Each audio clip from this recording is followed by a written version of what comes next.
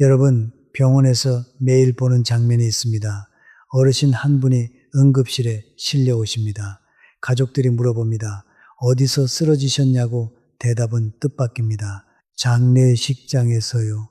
연세대 세브란스 병원 응급의학과 자료를 보면 겨울철 장례식장 관련 응급 환자가 매년 23% 가까이 증가하고 있다고 합니다. 우리 어르신들이 가장 자주 가는 곳, 그리고 가장 위험한 곳이 같은 장소라는 사실, 여러분은 알고 계셨습니까? 지금부터 자세히 설명드리겠습니다. 오늘 우리가 함께 나눌 이야기는 장례식에 가지 말라는 이야기가 아닙니다. 떠난 분을 외면하라는 말은 더더욱 아닙니다. 다만 우리가 장례식장에서 무심코 선택하는 자리, 습관처럼 반복하는 행동, 예의라고 믿고 견디는 시간, 이것들이 우리 몸과 마음을 조용히 갉아먹고 있다는 사실을 알려드리려는 것입니다. 우리 세대는 정이 많습니다. 의리를 중요하게 여기고 떠난 사람 앞에서 끝까지 자리를 지키는 것이 도리라고 배웠습니다. 그 마음이 얼마나 귀한지 저도 잘 압니다. 그러나 우리가 몰랐던 것이 있습니다. 그 귀한 마음이 우리 몸에는 보이지 않는 상처를 남기고 있었다는 사실입니다. 삼성서울병원 심장혈관센터에서 발표한 연구에 따르면 장례식장을 자주 방문하는 65세 이상 어르신의 심혈관 질환 발생률이 그렇지 않은 분들보다 1.7배 높았습니다. 이 숫자가 의미하는 것이 무엇인지 오늘 하나하나 짚어드리겠습니다. 우리가 함께 살펴볼 내용은 이렇습니다. 장례식장에서 우리 몸을 망가뜨리는 5가지 보이지 않는 위험, 그리고 떠난 분을 기리면서도 우리 자신을 지킬 수 있는 방법들입니다. 끝까지 함께 해주시면 분명 도움이 되실 겁니다. 자, 첫 번째 이야기부터 시작하겠습니다. 여러분, 장례식장에 들어서시면 어디에 서십니까? 많은 분들이 출입구 근처에 서 계십니다. 오시는 분들을 맞이하려고, 아는 얼굴을 먼저 반기려고, 혹은 그냥 습관처럼 그렇게 하십니다. 우리 어른들이 그것이 예의라고 가르치셨으니까요. 저도 젊었을 때는 그랬습니다. 문 가까이 서서 오시는 분마다 고개 숙여 인사드렸습니다. 그런데 여러분, 장례식장 출입구가 우리 몸에 무슨 일을 하는지 아십니까? 문이 열리고 닫힐 때마다 바깥 찬 공기가 그대로 밀려 들어옵니다. 겨울이면 더 심하지만 사실 계절과 관계없이 출입구는 늘 온도가 낮습니다. 에어컨 바람이 가장 강하게 닿는 자리도 바로 이 출입구 쪽입니다. 우리는 그 자리에서 한 번, 두 번, 수십 번 그 찬 공기를 들이마시면서 서 있습니다. 코트 한 벌이면 충분하다고 생각하면서요. 어떻게 설명드릴까요? 우리 몸의 혈관은 나이가 들수록 탄력이 줄어듭니다. 젊은 분들의 혈관은 고무줄처럼 늘었다 줄었다 합니다. 그런데 우리 세대의 혈관은 이미 조금씩 딱딱해져 있습니다. 마치 오래된 수도관처럼요. 이 상태에서 찬 공기가 반복적으로 닿으면 혈관이 갑자기 수축합니다. 혈관이 수축하면 심장은 더 세게 펌프질을 해야 합니다. 서울대학교 병원 순환기내과 연구 자료에 따르면 65세 이상 어르신이 섭씨 10도 이하의 찬 공기에 30분 이상 노출될 경우 혈압이 평균 18에서 23mmHg까지 올라간다고 합니다. 건강한 40대라면 이 정도는 금방 회복됩니다. 그러나 우리 세대의 심장은 다릅니다. 이미 조금씩 지쳐있는 심장에 이런 충격이 반복되면 부정맥이 오고 협심증이 오고 어느 날 갑자기 심근경색이 찾아옵니다. 부산에 사시는 김순자 어르신 올해 63세이십니다. 이분은 퇴직 간호사셨습니다. 의료 지식이 있으신 분이셨어요. 그런데도 이 위험을 모르셨습니다. 지난 겨울 친한 이웃분의 장례식에 가셨는데 출입구에서 2시간 넘게 문상객을 맞이하셨습니다. 간호사 출신이시니까 자연스럽게 사람들 챙기는 역할을 하셨던 거죠. 그날 밤 집에 돌아오셔서 가슴이 답답하다고 하셨습니다. 처음에는 피곤해서 그런가 보다 하고 넘기셨습니다. 그런데 사흘 뒤 새벽에 가슴 통증으로 응급실에 실려가셨습니다. 경미한 협심증이었습니다. 의사 선생님이 물으셨답니다. 최근에 급격한 온도 변화에 노출된 적이 있으시냐고? 그때서야 장례식장 출입구에서 오래 서 있었던 것이 떠올랐다고 하셨습니다. 이건 정말 안타까운 일입니다. 김순자 어르신처럼 의료 지식이 있는 분조차 이 위험을 놓치셨다는 것은 우리 대부분이 이 사실을 모르고 계시다는 뜻이기도 합니다. 잠깐 여기서 중요한 것을 하나 더 말씀드려야 합니다. 찬 공기의 문제는 심장만이 아닙니다. 우리 무릎과 허리도 마찬가지입니다.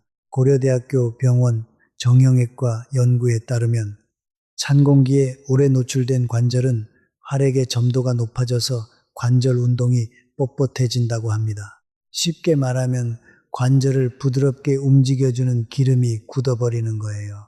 그 상태에서 무리하게 움직이면 연골 손상이 빨라집니다.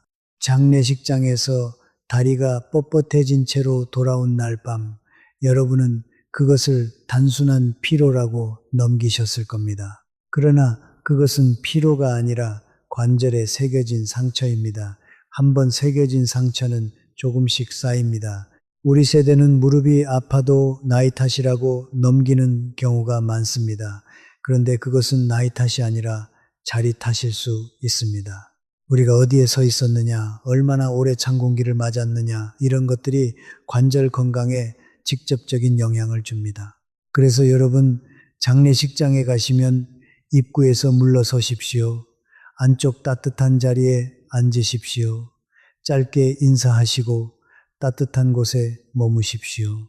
고인에 대한 예의는 우리가 출입구에 서 있는 시간의 길이로 측정되는 것이 아닙니다.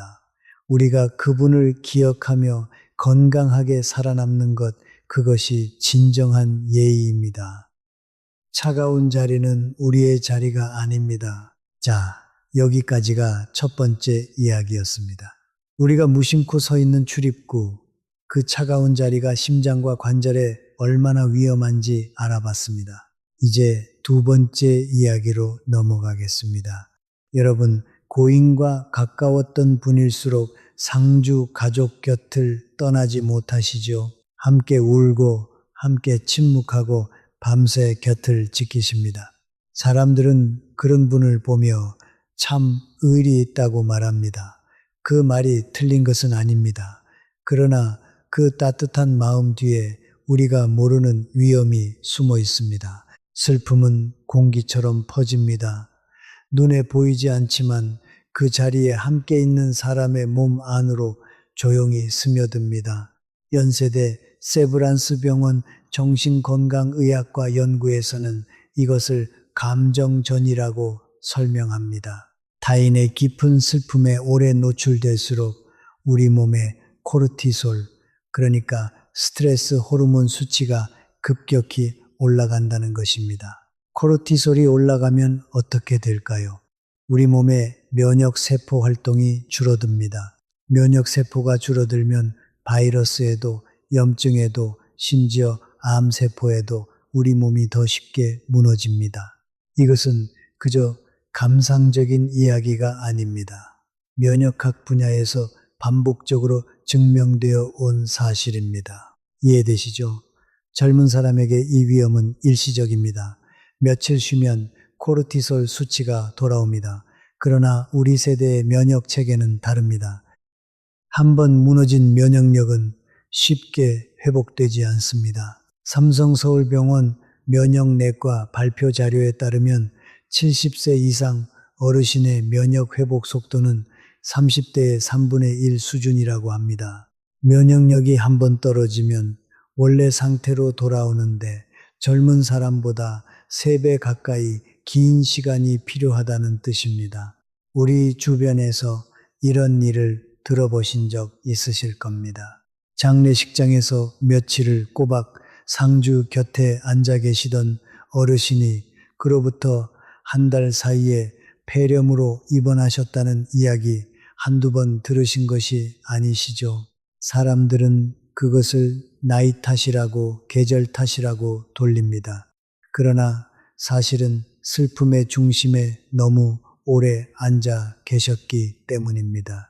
여기서 고슴도치 이야기를 잠깐 해드리겠습니다. 추운 겨울 고슴도치들은 서로의 체온을 나누기 위해 몸을 가까이 붙입니다. 그런데 너무 가까이 붙으면 서로의 가시에 찔립니다. 그래서 조금씩 물러서며 적당한 거리를 찾아냅니다.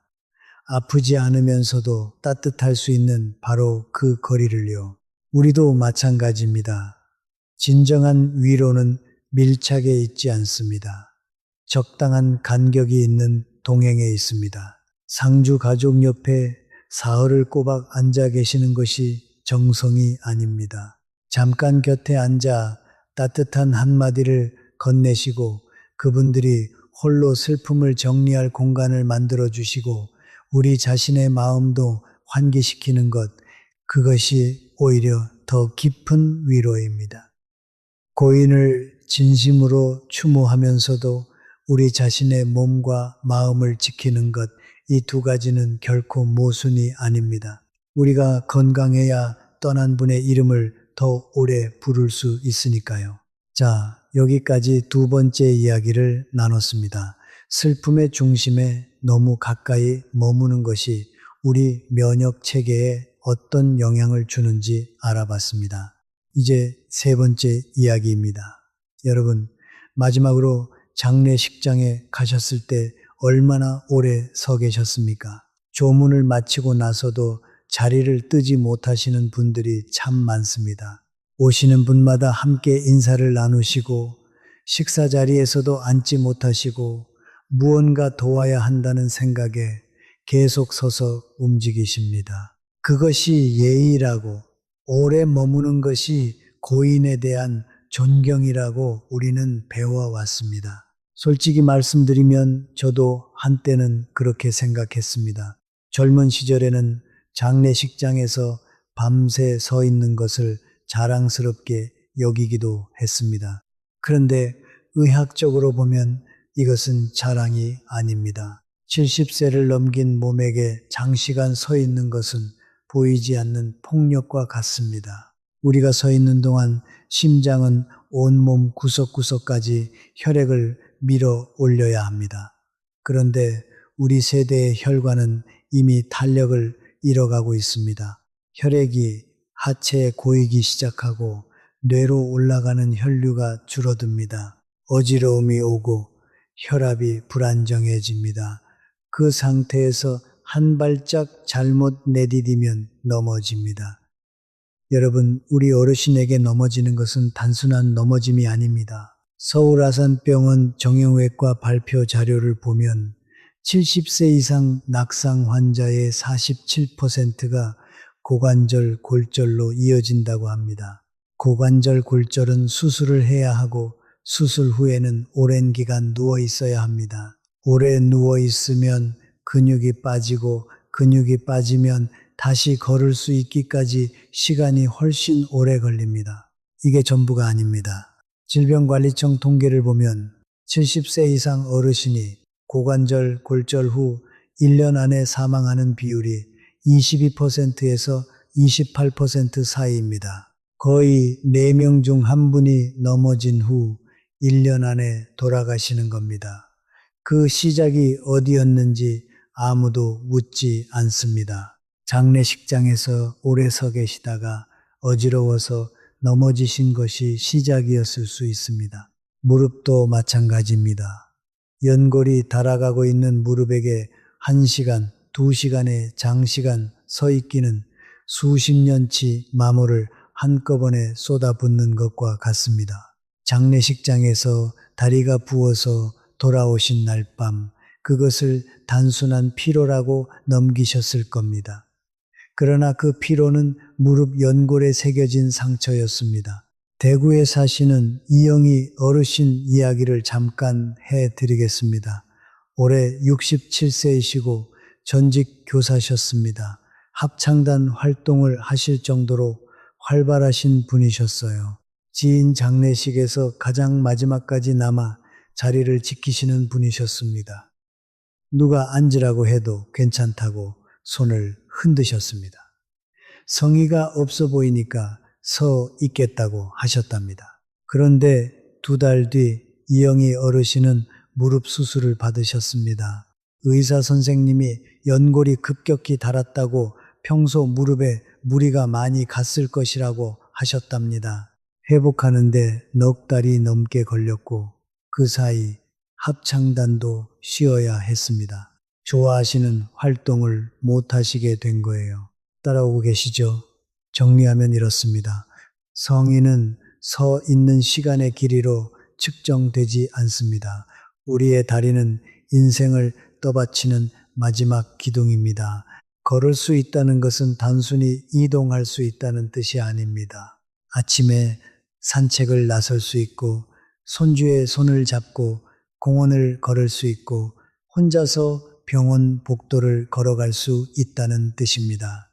그 기둥이 한번 무너지면 다시 세우기가 몹시 어렵습니다. 그러니 그 기둥을 장례식장 입구에서 낭비하지 마십시오. 조문은 짧아도 됩니다. 향을 피우시고 고개를 숙이시고 유가족에게 짧은 위로의 말을 건네시고 따뜻한 자리에 앉아 잠시 머무시다 돌아가시면 됩니다. 그것으로 충분합니다. 우리가 오래 서 있는다고 해서 고인이 더 편안해지시는 것은 아닙니다. 그러나 우리가 건강하게 살아남으면 그분의 이름을 오래 부를 수 있습니다. 앉는 것은 포기가 아닙니다. 앉는 것은 내일을 위한 준비입니다. 자, 3번째 이야기도 여기까지입니다. 장시간 서 있는 것이 낙상과 관절 손상으로 이어질 수 있다는 것을 알아봤습니다. 잠깐 여기서 지금까지 나눈 3가지 이야기를 정리해 드리겠습니다. 우리가 살펴본 것은 차가운 입구의 자리가 심장과 혈관에 위험하다는 것, 슬픔의 중심에 너무 오래 머무는 것이 면역 체계를 무너뜨린다는 것, 그리고 장시간 서 있는 것이 낙상과 관절 손상을 부른다는 것이었습니다. 이 3가지만 기억하셔도 장례식장에서 우리 몸을 지키는데 큰 도움이 됩니다. 자, 이제 4번째 이야기로 넘어가겠습니다. 이 이야기는 조금 더 마음이 아픈 이야기일 수 있습니다. 여러분, 혼자 참는 사람이십니까?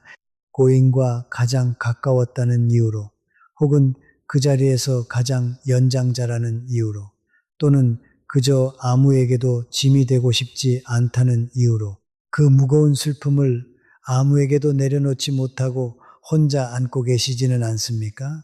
눈물이 차오를 때 꾹 삼키시고 다리가 후들거릴 때도 아무렇지 않은 척 하시고 모두가 돌아간 뒤에야 혼자 조용히 무너지시는 분, 우리 주변에 이런 분들이 참 많습니다. 그리고 저는 이런 분들이 얼마나 빨리 건강이 나빠지시는지도 함께 봐왔습니다. 우리는 어릴 때부터 참는 것을 미덕으로 배웠습니다.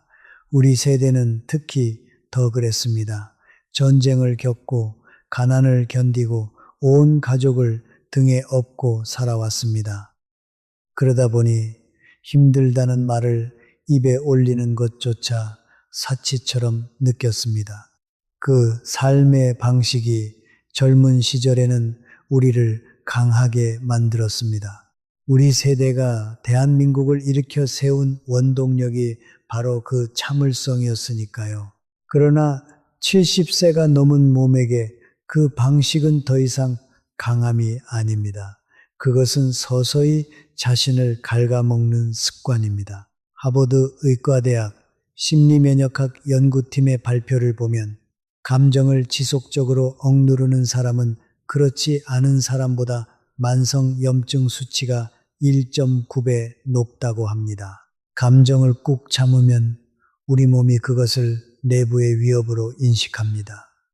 스트레스 호르몬이 만성적으로 분비되고 염증 반응이 몸 전체에 퍼집니다. 우리 세대의 면역 체계는 이 만성적인 염증을 이겨낼 여력이 부족합니다. 그 결과는 단순한 피로가 아닙니다. 우울증이 되고 심혈관 질환이 되고 때로는 암이 되어 돌아옵니다. 몸은 마음이 견디지 못한 것을 대신 앓습니다. 이것이 의학이 말하는 심신상관입니다. 인천에 사시는 한영자 어르신, 올해 69세이십니다. 평생 미용실을 운영하시면서 동네 어르신들의 든든한 언니 역할을 하신 분이셨습니다. 지인이 돌아가시면 늘 가장 의연한 모습으로 장례식장을 지키셨습니다. 50년 가까이 알고 지내시던 친구분이 돌아가셨을 때도 장례식 사흘 내내 아무 내색을 하지 않으셨습니다. 상주 가족을 위로하시고 문상객을 챙기시고 마지막까지 자리를 정리하시고 나서야 집으로 돌아가셨습니다. 그로부터 석 달 뒤 한영자 어르신은 손목 통증이 갑자기 심해져서 병원을 찾으셨습니다. 검사를 해보니 류머티즘성 관절염이 급격히 악화되어 있었습니다. 의사 선생님은 극심한 스트레스의 누적이 면역 체계를 교란시켜 자가 면역 반응을 촉발시킨 것으로 보인다고 하셨습니다. 저는 이 이야기를 들으면서 안타까운 마음이 먼저 들었습니다. 한영자 어르신이 단 한 번만 누군가의 어깨에 기대셨더라면 그 결과가 달라졌을지 모른다는 생각이 들었기 때문입니다. 여러분, 우리 몸은 본래 자기 자신을 먼저 보호하도록 만들어진 존재입니다. 그것은 이기심이 아닙니다.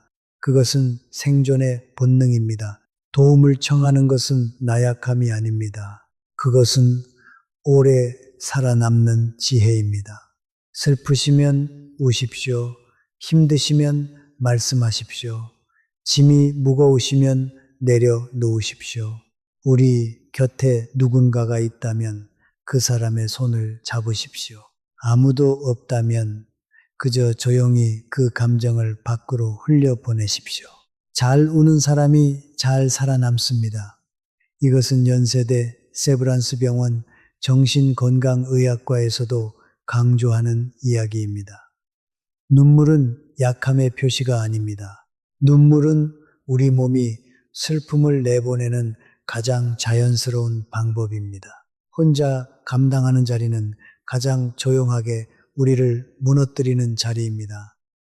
자, 네 번째 이야기를 여기서 마무리하겠습니다. 혼자 참는 것이 우리 면역 체계와 건강에 어떤 영향을 주는지 알아봤습니다. 이제 다섯 번째 마지막 이야기입니다. 이것이 오늘 제가 가장 중요하다고 생각하는 이야기입니다. 여러분, 장례식장에서 돌아오신 날 밤 무슨 생각을 하십니까? 아마 많은 분들이 비슷한 경험을 하셨을 겁니다. 이불 속에 누워 눈을 감으시면 오늘 본관이 떠오릅니다. 고인의 얼굴이 떠오르시고 유가족의 울음소리가 귓가에 맴돕니다. 그리고 어느 순간 생각은 자연스럽게 우리 자신에게로 향합니다. 나는 언제쯤일까?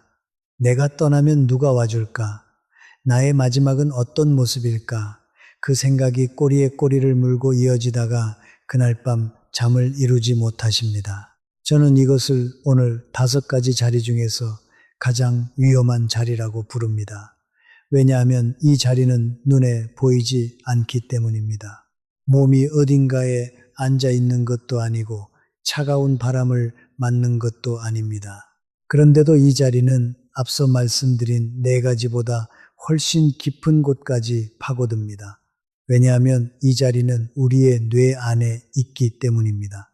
서울대학교 병원 신경과 연구팀은 이것을 반복적 죽음 노출 증후군이라는 개념으로 설명합니다. 우리의 뇌는 반복적으로 노출된 이미지와 경험을 현실로 인식하도록 설계되어 있습니다. 죽음을 자주 그리고 가까이에서 목격할수록 뇌는 죽음을 자신의 가까운 미래로 등록하기 시작합니다. 그 순간부터 뇌는 몸에 미세한 신호를 보냅니다. 더 이상 힘껏 회복할 필요가 없다는 신호를요. 세포의 재생 속도가 느려지고 면역 반응이 줄어들며 심리적 활력이 떨어집니다. 우리의 의지와는 무관하게 몸이 스스로 노화를 앞당기기 시작하는 것입니다. 이것은 철학적인 비유가 아닙니다. 실제로 배우자를 잃은 뒤 급격히 노화가 진행되는 현상, 가까운 친구의 사망 이후 건강이 빠르게 나빠지는 현상은 전 세계 의학 연구에서 반복적으로 기록되어 있습니다. 존스 홉킨스 대학교 노화연구센터에서는 배우자 사별 후 6개월 내 생존 배우자의 사망 위험이 41% 증가한다는 연구 결과를 발표한 바 있습니다. 이것을 학계에서는 사별 효과라고 부릅니다. 그런데 여러분, 이것이 비단 배우자에게만 해당되는 이야기일까요? 아닙니다. 우리가 친한 친구의 장례식, 이웃의 장례식, 동창의 장례식을 연달아 다니면서 반복적으로 죽음을 가까이 경험하는 것도 같은 원리입니다. 뇌는 구분하지 않습니다. 죽음이라는 경험 자체가 뇌에 각인되는 것입니다. 광주에 사시는 박정숙 어르신, 올해 71세이시고 텃밭을 가꾸시는 것이 낙이신 분입니다. 지난 1년 사이에 친한 친구 3분의 장례식에 다녀오셨습니다. 그 뒤로 텃밭에 나가시는 횟수가 현저하게 줄었다고 합니다. 좋아하시던 일을 더 이상 즐기지 못하시게 된 거예요. 가족들이 왜 그러시냐고 여쭤보니 글쎄요, 그냥 의욕이 없어서라고 하셨답니다. 이것이 바로 뇌가 죽음을 자신의 미래로 등록했을 때 나타나는 증상입니다. 의욕 저하, 활동량 감소, 무기력감, 이런 것들이 나이 탓이 아니라 반복적인 죽음 노출의 결과일 수 있습니다. 그렇다면 어떻게 해야 할까요? 이제 희망적인 이야기를 해볼까요? 여러분, 우리가 장례식에 가지 않을 수는 없습니다. 우리 세대는 의리를 중요하게 여기고 떠나는 분을 배웅하는 것은 살아있는 사람의 도리이기 때문입니다. 그것을 포기하라는 말씀은 절대 아닙니다. 다만 우리가 어떻게 하면 떠난 분을 기리면서도 우리 자신을 지킬 수 있는지 그 방법을 지금부터 알려드리겠습니다. 먼저 장례식장에서 우리 몸을 지키는 방법입니다. 입구에 서 계시지 마십시오. 안쪽 따뜻한 자리에 앉으십시오. 짧게 인사하시고 따뜻한 곳에 머무십시오. 연세대 세브란스 병원 순환기 내과에서는 65세 이상 어르신이 실외 기온이 낮을 때는 30분 이상 한 자리에 서 계시지 않을 것을 권고하고 있습니다. 장례식장 출입구도 마찬가지입니다. 다음으로 서 있는 시간을 줄이십시오. 조문은 짧아도 됩니다. 향을 피우시고 고개를 숙이시고 유가족에게 짧은 위로의 말을 건네시고 앉으십시오. 앉는 것은 포기가 아니라 내일을 위한 준비입니다. 서울 아산병원 정형외과에서는 65세 이상 어르신이 연속 서 있는 시간이 40분을 넘지 않도록 권고하고 있습니다. 무릎과 허리를 위해서입니다. 잠깐 하나 더요. 상주 곁에 너무 오래 머무시지 마십시오. 잠깐 곁에 앉아 따뜻한 한마디를 건네시는 것으로 충분합니다. 진정한 위로는 시간의 길이가 아니라 마음의 깊이에 있습니다. 그리고 슬픔을 혼자 삼키지 마십시오. 곁에 누군가가 계시면 그분의 손을 잡으십시오. 없으시면 집에 돌아와서라도 가족에게, 친구에게 전화 한 통 하십시오.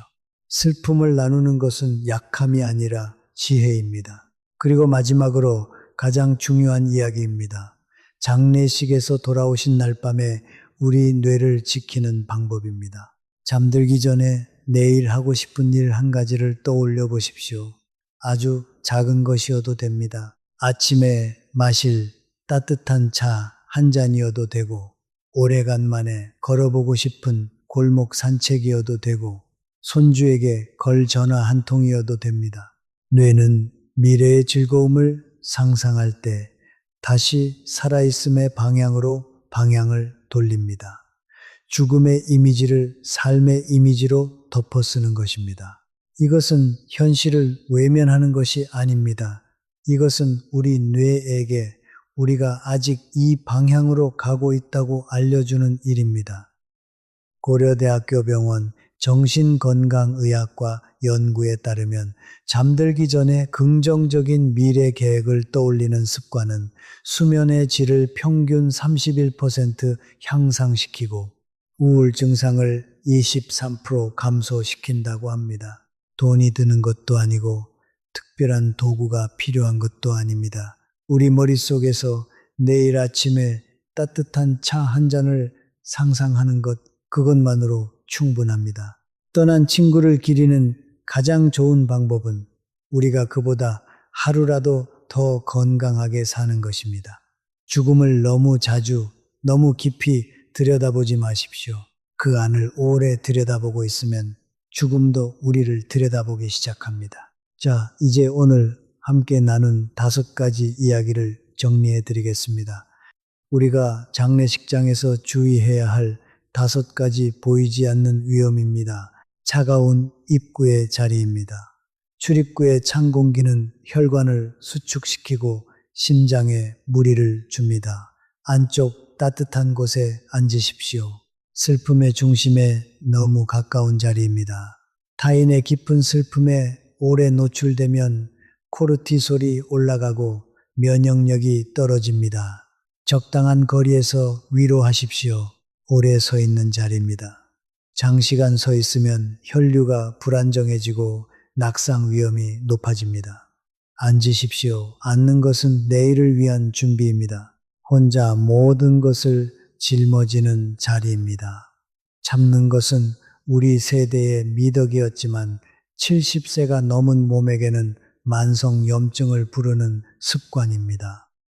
슬픔을 나누십시오. 그리고 자신의 죽음을 반복해서 상상하게 만드는 자리입니다.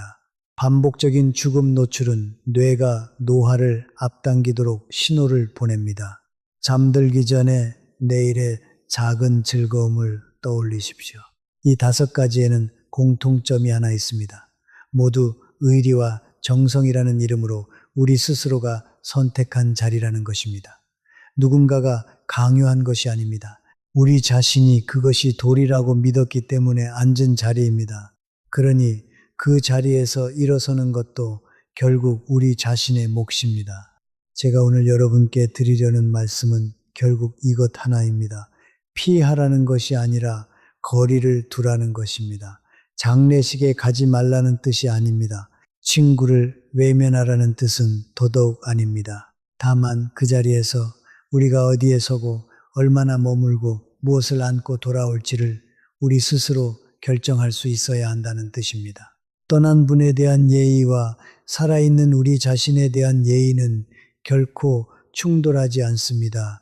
오히려 그 2가지는 같은 뿌리에서 자라난 한 그루의 나무입니다. 우리 자신을 소중히 여기는 사람만이 떠난 분의 이름도 오래 간직할 수 있기 때문입니다. 여기서 한 가지 더 나누고 싶은 이야기가 있습니다. 우리 세대에서 특히 남성 어르신들이 더 주의하셔야 할 부분입니다. 여성 어르신들은 그래도 주변 분들과 감정을 나누시는 경우가 많습니다. 이웃과 차를 마시면서 전화로 모임에서 슬픔을 이야기하시는 기회가 있습니다. 그런데 남성 어르신들은 다릅니다. 이웃과 우리 세대 남성분들은 특히 감정을 드러내는 것을 꺼리십니다. 사나이가 울면 안 된다고, 남자는 참아야 한다고 배웠기 때문입니다. 그래서 장례식장에서 돌아오신 뒤에도 아무 말씀 없이 혼자 버티시는 경우가 훨씬 많습니다. 대전에 사시는 이영호 어르신, 올해 71세이시고 전직 군인이셨습니다. 평생 강인함을 자부하시던 분이셨습니다. 전후에 장례식에 다녀오시고 나서 가족들 앞에서 아무 내색도 하지 않으셨습니다. 그런데 그 뒤로 밤마다 잠을 못 주무시고 식사량이 확 줄으셨습니다. 2달이 지나자 갑자기 무릎 통증이 심해져서 걷기가 어려워지셨습니다. 원래 무릎 수술을 받으신 적이 있는 분이셨는데 면역력이 떨어지면서 관절염증이 재발한 것이었습니다. 연세대 세브란스 병원 류마티스내과 자료를 보면 만성 스트레스 상태에서는 관절염증 재발률이 정상 상태보다 1.6배 높아진다고 합니다. 이영호 어르신처럼 이미 관절에 문제가 있으신 분이 감정을 억누르시면 면역 체계가 교란되면서 기존 질환이 악화될 수 있습니다. 그래서 남성 어르신들께 특히 당부드립니다. 참지 마십시오. 울어도 됩니다. 군인이셨든 사업가셨든 교수셨든 관계없습니다. 우리 모두 같은 사람입니다. 슬플 때 슬프다고 말하는 것, 그것이 약한 것이 아닙니다. 오히려 그것이 오래 살아남는 용기입니다. 여러분, 혹시 주변에 장례식을 다녀오시고 나서 평소와 달라지신 분이 계시면 가만히 지나치지 마십시오. 먼저 다가가서 따뜻한 말 한마디를 건네주십시오. 그 한마디가 그분의 건강을 지키는 일일 수 있습니다. 우리 세대는 정이 많은 세대입니다. 그 정을 떠난 분에게만이 아니라 살아있는 우리 서로에게도 나누어 주십시오. 또 한 가지 실질적인 팁을 더 드리겠습니다. 장례식장에서 식사를 하실 때가 있습니다. 국밥이나 설렁탕 같은 것을 내놓는 경우가 많은데 이때 너무 짜게 드시지 않도록 주의하십시오. 슬픔과 피로가 겹치면 우리 몸이 짠 음식을 더 찾게 됩니다. 그런데 우리 세대 어르신 중에는 고혈압이 있으신 분이 많습니다. 짠 음식을 드시면 나트륨이 혈관을 더 수축시킵니다. 장례식장의 찬 공기와 짠 음식이 겹치면 혈압이 급격히 올라갈 수 있습니다. 고려대학교 병원 심장혈관내과 연구에 따르면 나트륨 과다 섭취와 급격한 온도 변화가 동시에 발생할 경우 혈압 상승 폭이 단일 요인보다 1.4배 더 크다고 합니다. 그러니 장례식장에서 식사하실 때는 국물을 조금 남기시고 물을 충분히 드시는 것이 좋습니다. 이것도 돈이 드는 일이 아닙니다. 그냥 국물을 조금 덜 드시면 됩니다. 우리 세대는 음식을 남기면 안 된다고 배웠습니다. 밥 한 톨도 아껴야 한다고요. 그 마음을 압니다. 그러나 우리 건강 앞에서는 국물 한 숟갈 남기는 것이 오히려 더 큰 아낌입니다. 우리 몸이 가장 소중한 재산이니까요. 자, 이 부분도 함께 기억해 주십시오. 따뜻하게 입고 안쪽에 앉고 짧게 조문하고 식사는 싱겁게 감정은 나누고 잠들기 전에 내일의 작은 기쁨을 떠올리는 것 우리가 할 수 있는 일입니다. 어렵지 않습니다. 오늘부터 바로 시작할 수 있습니다. 여러분, 여기서 조금 더 깊이 들어가 보겠습니다. 우리가 앞서 5가지 위험한 자리를 살펴봤는데 이 5가지가 서로 연결되어 있다는 것을 아셔야 합니다. 하나만 해당되는 분은 거의 없습니다. 대부분 2가지, 3가지가 겹칩니다. 출입구에 서서 찬 공기를 맞으면서 동시에 상주 곁을 지키고 혼자 슬픔을 참으면서 밤에는 죽음을 생각하시는 거예요. 이것들이 겹칠 때 위험은 단순히 더해지는 것이 아니라 곱해집니다. 서울대학교 병원 고령자의학과 연구에 따르면 심리적 스트레스와 물리적 스트레스가 동시에 가해질 때 면역 체계의 반응은 단일 스트레스 때보다 2.3배 더 크게 떨어진다고 합니다. 쉽게 말하면 슬픔과 추위를 동시에 견디는 것은 하나만 견딜 때보다 2배 이상 몸에 해롭다는 것입니다. 우리가 이것을 알아야 하는 이유가 바로 여기에 있습니다. 그래서 저는 오늘 여러분께 구체적인 실천 방법을 좀 더 자세히 알려드리고 싶습니다. 어렵지 않습니다. 돈이 드는 것도 아닙니다. 우리 일상에서 조금만 바꾸시면 됩니다. 먼저 장례식장에 가시기 전에 준비하실 것이 있습니다. 따뜻한 옷을 넉넉하게 입으십시오. 특히 목과 가슴 부위를 따뜻하게 감싸주시는 것이 중요합니다. 목도리 하나가 심장을 지킬 수 있습니다. 연세대 세브란스 병원 심장내과에서는 겨울철 외출 시 목 부위를 따뜻하게 유지하면 혈압 상승을 평균 12mHg 낮출 수 있다고 발표한 바 있습니다. 장례식장에 가실 때도 마찬가지입니다. 다음으로 장례식장에 도착하시면 바로 안쪽으로 들어가 앉으십시오. 출입구 근처에 서 계시려는 습관을 바꾸셔야 합니다. 이것이 처음에는 어색하실 수 있습니다. 오랜 세월 우리가 그렇게 해왔으니까요. 그러나 기억하십시오. 고인에 대한 예의는 우리가 어디에 서 있느냐가 아니라 우리가 그분을 얼마나 오래 기억하며 살아남느냐에 달려 있습니다. 그리고 조문 시간을 정해 놓으십시오. 1시간이면 충분합니다. 향을 피우시고 유가족에게 인사드리시고 잠시 앉아 계시다가 돌아오시면 됩니다. 우리가 3시간, 4시간을 머물러도 고인이 더 편안해지시는 것은 아닙니다. 그러나 우리가 건강하게 돌아오면 내일 또 그분을 떠올릴 수 있습니다. 여기서 중요한 것을 하나 더 말씀드리겠습니다. 장례식장에서 돌아오신 뒤에 관리가 오히려 더 중요합니다. 집에 돌아오시면 따뜻한 물로 손을 씻으시고 따뜻한 차를 한 잔 드십시오. 생강차도 좋고 대추차도 좋습니다. 따뜻한 것이 우리 몸 안으로 들어가면 수축했던 혈관이 서서히 이완됩니다. 이것은 별것 아닌 것 같지만 혈관 건강에 큰 도움이 됩니다. 그리고 가족이나 가까운 분에게 오늘 있었던 일을 이야기하십시오. 슬펐다면 슬펐다고, 힘들었다면 힘들었다고 말씀하십시오. 이것이 가장 중요합니다.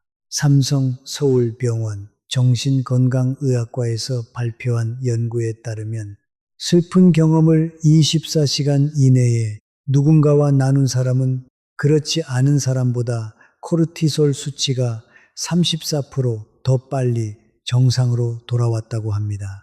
대단한 것을 하실 필요가 없습니다. 전화 한 통, 얼굴 한 번 보기, 그것만으로 충분합니다. 잠들기 전에는 오늘 떠난 분과의 좋았던 기억을 떠올려 보십시오. 장례식장의 관이나 울음소리가 아니라 그분과 함께 웃었던 순간, 맛있는 것을 나눠 먹었던 순간, 좋은 이야기를 나누었던 순간을요. 그리고 내일 아침에 하고 싶은 작은 일 한 가지를 생각하시면서 눈을 감으십시오.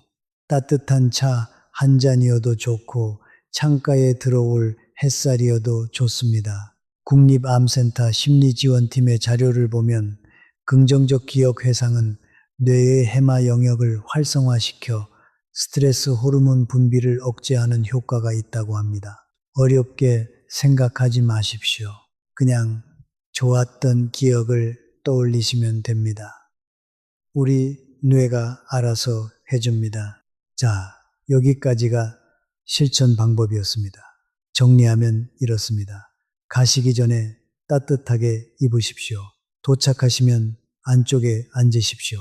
1시간이면 충분합니다. 돌아오시면 따뜻한 차를 드시고 누군가에게 이야기를 나누시고 좋았던 기억을 떠올리며 주무십시오. 이것이 전부입니다. 여러분, 잠깐 다른 이야기를 해드리겠습니다. 이 이야기를 왜 드리는지 곧 아시게 됩니다. 우리 세대는 대한민국을 일으켜 세운 세대입니다. 전쟁의 폐허에서 시작해 세계가 놀라는 경제 성장을 이루어냈습니다. 자식들을 먹이고 입히고 교육시키기 위해 잠을 줄이고 몸을 혹사하며 일했습니다. 그동안 우리 자신의 건강은 늘 뒷전이었습니다. 밥심으로 일하던 그 시절 아프면 참고 힘들면 견디고 쓰러지면 다시 일어나는 것이 우리의 삶이었습니다. 그런데 여러분, 이제는 우리 차례입니다. 자식들은 다 컸고 손주들도 건강하게 자라고 있고 대한민국도 든든하게 서 있습니다. 이제 우리가 우리 자신을 돌볼 차례입니다. 그것은 이기심이 아닙니다. 그것은 우리가 마땅히 누려야 할 권리입니다. 우리가 건강해야 손주들과 더 오래 놀아줄 수 있습니다. 우리가 건강해야 자식들이 걱정 없이 자기 삶을 살 수 있습니다. 우리가 건강하면 가족 모두가 편안합니다. 반대로 우리가 쓰러지면 온 가족이 흔들립니다. 그러니 우리 건강을 지키는 것은 이기심이 아니라 가족을 위한 일이기도 합니다. 식품의약품안전처에서 발표한 어르신 건강 가이드라인을 보면 65세 이상 어르신의 건강 관리에서 가장 중요한 것은 규칙적인 생활 습관과 정서적 안정이라고 합니다. 비싼 약을 드시는 것보다, 비싼 검사를 받으시는 것보다 매일의 작은 습관이 우리 건강에 훨씬 더 큰 영향을 미친다는 것입니다. 오늘 말씀드린 내용도 마찬가지입니다. 장례식장에서 자리를 바꾸는 것, 서 있는 시간을 줄이는 것, 슬픔을 나누는 것, 이런 작은 변화가 우리의 건강 수명을 지켜줍니다. 여러분, 우리가 오늘 나눈 이야기를 한 번 더 정리해 드리겠습니다. 오늘 우리는 장례식장에서 우리 몸과 마음을 갉아먹는 5가지 보이지 않는 위험에 대해 이야기했습니다. 하나, 차가운 입구의 자리. 찬 공기가 혈관을 수축시키고 심장에 무리를 줍니다. 안쪽에 앉으십시오. 둘, 슬픔의 중심에 너무 가까운 자리. 감정 전이가 코르티솔을 올리고 면역력을 떨어뜨립니다. 적당한 거리에서 위로하십시오. 셋, 오래 서 있는 자리. 장시간 기립은 혈류를 불안정하게 하고 낙상 위험을 높입니다. 앉으십시오. 넷, 혼자 모든 것을 짊어지는 자리. 참는 것이 만성염증을 부릅니다. 슬픔을 나누십시오. 다섯, 죽음을 반복해서 상상하는 자리. 뇌가 노화 신호를 보냅니다. 내일의 작은 즐거움을 떠올리십시오. 그리고 우리가 우리 자신을 지키는 방법도 알아봤습니다. 따뜻하게 입고 가시고 안쪽에 앉으시고 1시간이면 충분하고 돌아와서 따뜻한 차 한 잔 드시고 누군가에게 마음을 나누시고 좋았던 기억을 떠올리며 주무시면 됩니다. 어렵지 않습니다. 돈 한 푼 안 듭니다. 오늘부터 바로 하실 수 있습니다. 여러분, 떠난 분에 대한 예의와 살아있는 우리에 대한 예의는 충돌하지 않습니다. 우리 자신을 소중히 여기는 사람만이 떠난 분의 이름도 오래 간직할 수 있습니다. 우리가 살아있어야 그분의 이름이 살아있습니다. 우리가 걸어야 그분이 사랑했던 길이 계속 이어집니다. 우리가 웃어야 그분이 남긴 따뜻함이 이 세상에 한 줌이라도 더 머무를 수 있습니다. 그러니 살아남는 일에 죄책감을 가지지 마십시오. 그것은 떠난 분들이 우리에게 가장 바라는 일입니다. 우리 인생은 시끄러운 축제가 아니라 조용히 이어지는 강물과 같습니다. 친구가 떠난 자리에 잠시 멈춰서서 그분을 배웅한 뒤 우리는 다시 우리의 강물 위로 돌아와야 합니다. 그 강물은 우리가 흐르기를 멈추지 않는 한 계속해서 새로운 풍경을 보여줄 것입니다. 봄날의 햇살, 한여름의 푸른 잎, 가을의 단풍, 그리고 또 다른 새해의 아침 울려. 그 풍경들이 우리를 기다리고 있습니다. 떠난 친구들이 더 이상 볼 수 없게 된 그 풍경들이요. 그러니 부디 다음 장례식에서는 따뜻한 자리에 앉으십시오. 짧게 인사하시고 적당한 거리에서 슬퍼하시고 견디기 힘든 감정은 곁에 있는 누군가와 나누십시오. 그리고 집으로 돌아오신 밤에는 내일 아침에 마실 차 한 잔을 떠올리며 눈을 감으십시오. 그것은 고인을 잊는 일이 아닙니다. 그것은 그분을 더 오래 기억할 시간을 우리 자신에게 선물하는 일입니다. 여러분, 오늘도 여기까지 함께 해주셔서 감사합니다. 오늘 영상이 조금이라도 도움이 되셨다면 좋아요와 구독 부탁드립니다. 우리 주변에 장례식을 자주 다니시는 어르신이 계시다면 이 영상을 꼭 함께 보여드리십시오. 그분의 건강을 지키는 일일 수 있습니다. 여러분, 우리가 매일 아침 눈을 뜨는 것은 당연한 일이 아닙니다. 그것은 우리에게 주어진 선물입니다. 그 선물을 오래오래 누리시길 바랍니다. 우리 강물이 천천히 그러나 끝까지 흐르기를 바랍니다. 여러분의 건강을 응원합니다.